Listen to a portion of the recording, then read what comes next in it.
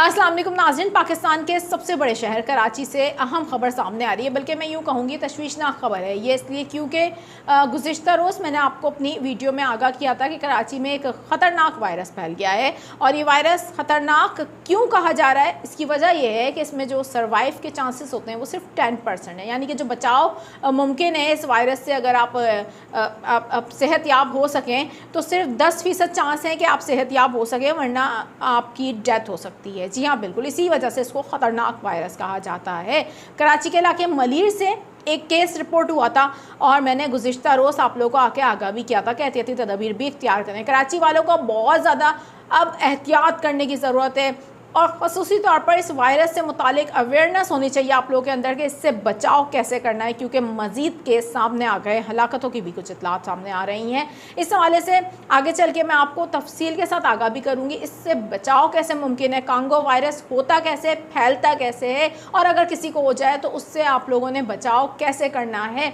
इस पर आपको अहम तरीन अपडेट्स दूँगी, क्योंकि अब शहर से हम देख रहे हैं कि इस तरीके की रिपोर्ट्स मिल रही हैं मज़ीद केसेस की, तो ये सूरत हाल ख़राब हो सकती है आने वाले दिनों में। और नाजरीन हमारे कुछ ये भी कहते हैं कि आप पैनिक ना फैलाएं, हम बिल्कुल भी पैनिक नहीं फैला रहे, लेकिन हम आपको अवेयर करने की ज़रूर कोशिश करेंगे ताकि जो लोग नहीं जानते कि ये वायरस किस चीज़ से होता है, कैसे फैलता है, उन्हें ये अवेयरनेस होनी चाहिए और ख़ुसूसी तौर पर आपने अपने बच्चों को भी इससे बचाना है। मैं इस हवाले से तफसीलन आपको बता देती हूँ डॉक्टर्स क्या कह रहे हैं, माहिरीन क्या कहते हैं और क्या करना चाहिए और अभी सूरत हाल क्या है, इस पर भी बात करते हैं। लेकिन कराची से ही बात करेंगे, पाकिस्तान के सबसे बड़े शहर कराची, जहां पर हैवी ट्रैफिक के हादसात नहीं थम रहे हैं और हर एक माह या 2 माह के दौरान हम देखते हैं कि कोई ऐसा वाक़या हो जाता है जिस पर हमें इस तरीके से आके आपको वीडियो बनाकर बताना पड़ता है। एक इंतहाई दिलखराश वाक़या कराची में हुआ है, एक बार फिर से शार फैसल डिग रोड के करीब, जहां पर एक रेत से भरा डंपर उलट गया गाड़ी के ऊपर। ये सूरत हाल इंतहाई दर्द भरी है, ये इंतहाई दर्द भरी कहानी है। एक ख़ानदान फिर से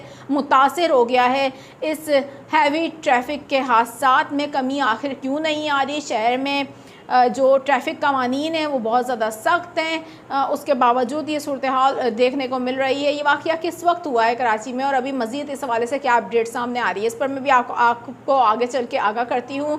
लेकिन उससे पहले मेरे कुछ जो नाज़रीन इस वक्त नए हैं चैनल पर, मैं उनसे एक दरख्वास्त करना चाहूँगी कि नाज़रीन आप लोग जल्दी से जाकर चैनल को सब्सक्राइब कर दीजिए, बेल आइकन को प्रेस कर दीजिए, ताकि इस तरीके की मालूमाती खबरें फ़ौरी तौर पर आप लोग हासिल कर लिया करें। मेरा नाम है आयशा कादिर, मैं खुशामदीद करूँगी अपने तमाम तर देखने वालों को और मैं उम्मीद करती हूँ आप तमाम तर लोग खैरियत से होंगे। जो लोग कराची से देख रहे हैं मैं उनकी खसूसी तवज्जो चाहूँगी, आखिर तक ज़रूर देखिएगा इस वीडियो को, क्योंकि कराची में हम देख रहे हैं कि अब एक और इस तरीके की अपडेट्स आ रही हैं कुछ हलाकत की, और ये केस कहाँ से रिपोर्ट हो रहे हैं। सबसे इंपॉर्टेंट बात यह है कि कौन सा इलाका इस वक्त है जो ज़्यादा मुतासिर हो रहा है कराची का, तो वहाँ पर आपको क्या एहतियाती तदबीर इख्तियार करनी है। बलोचिस्तान में भी हमने देखा है कि कांगो वायरस के 4 केसेस आ चुके हैं, तो वहाँ भी अब बहुत ज़्यादा एहतियात बरतने की ज़रूरत है। बहरहाल इस पर आगे चल के आपको तफसील से बताते हैं। सबसे पहले ज़रा बात कर लेंगे कराची में जो डंपर का हादसा हुआ, और हमने देखा कि ये वाक़या हुआ था शार फैसल डिग रोड के करीब, जहाँ पर रेत से भरा डंपर गाड़ी के ऊपर उलट गया था,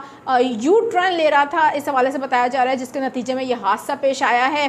खातून और बच्ची इसमें अफसोस के साथ कहना पड़ रहा है कि जाँ बाग हो गए, बल्कि और जो 2 अफराद हैं वो ज़ख्मी हो गए। इसकी तफसीलात मैं आपको बताऊं कि रेस्क्यू हुकाम जो बता रहे हैं, डंपर को हैवी मशीनरी की मदद से गाड़ी के ऊपर से हटाया गया था, क्योंकि वो इतना हैवी, जाहिर सी बातें था, तो वो उसको हटाने के लिए तो हैवी मशीनरी की ही ज़रूरत थी।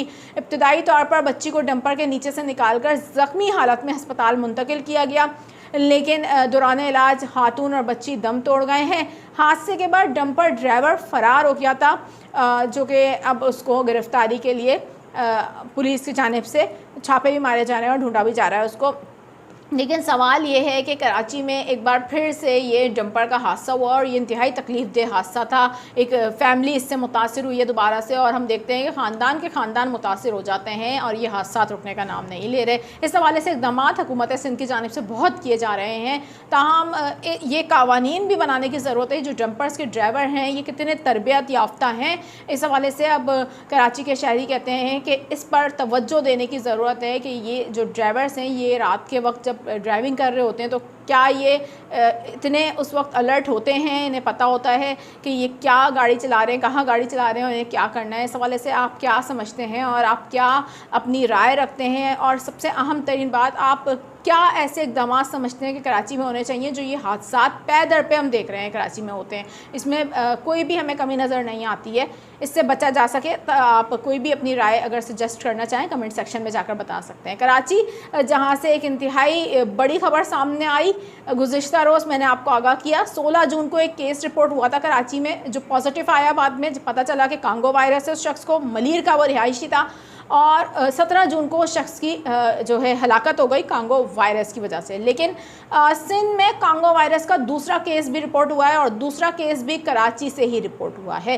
पहला केस मैंने आपको बताया था कि मलीर से रिपोर्ट हुआ है, ये दूसरा केस रिपोर्ट हो रहा है। नाज़रीन, इस हवाले से आपको बताएंगे 26 साल इस शख्स की उम्र थी और बताया जा रहा है कि मुतासरा शख्स कराची के इलाके इब्राहिम हैदरी का रहने वाला है, जिसको अब दाखिल करवाया गया था जिना हस्पताल, जहाँ पर आइसोलेशन वार्ड ना होने की वजह से दूसरे हस्पताल इसको मुंतकिल किया गया, जिसके बाद जुमेरात की सुबह ये शख्स इंतकाल कर गया। जैसा कि मैंने आपको बताया कि ये वायरस इतना टाइम नहीं देता है, कांगो वायरस में बचने के इम्कान बहुत कम है, जिसकी वजह से इंतकाल बहुत जल्दी हो जाता है, डेथ बहुत जल्दी हो जाती है। एहतियाती तदबीर सुनिए, आप माहिरीन कह क्या रहे हैं, आपने कैसे बचाव करना है इससे। सबसे अहम बात, ये फैलता है गाय, बैल, बकरी, ऊँट, इस तरीके के जानवरों से, तो ये इन जानवरों से अब आप लोगों को एहतियात बरतनी है और बहुत ज़्यादा एहतियाती तदबीर इख्तियार करके ही, अगर जो लोग काम भी करते हैं इस हवाले से, उनको भी बहुत ज़्यादा एहतियाती तदबीर इख्तियार करनी चाहिए। ख़ुसूसी तौर पर अगर आप कहीं जा रहे हैं ऐसी जगह पर तो बच्चों को साथ ना लेके जाएं तो बेहतर होगा।